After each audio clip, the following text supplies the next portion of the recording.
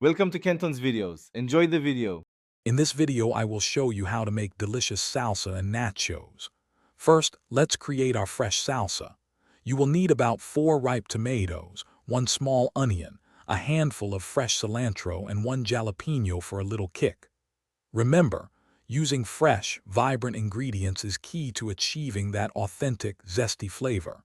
A food processor will make this part super simple, saving you lots of time in the kitchen. Now let's blend our salsa to perfection. Roughly chop your tomatoes, onion, cilantro, and jalapeno. Place them into your food processor and pulse until you reach your desired consistency. Some prefer it chunky, others smooth. Finish by stirring in the juice of 1 lime, about 1 teaspoon of salt, and a 1/4 teaspoon of cumin. Taste and adjust the seasoning as needed to make it just right for you. Next, we'll assemble our incredible nachos. Start with a base of sturdy tortilla chips on a baking sheet.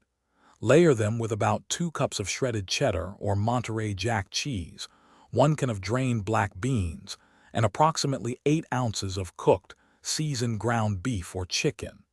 The key is to distribute everything evenly so every chip gets a share of the deliciousness. This ensures maximum flavor in every single bite. Finally, it's time to bake and serve your masterpiece. Place the baking sheet into a preheated oven at 375 degrees Fahrenheit for about 10 minutes.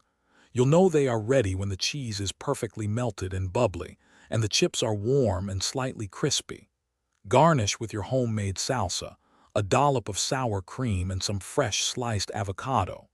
Enjoy your easy, homemade salsa and nachos. Thanks for watching. Consider subscribing if we helped you.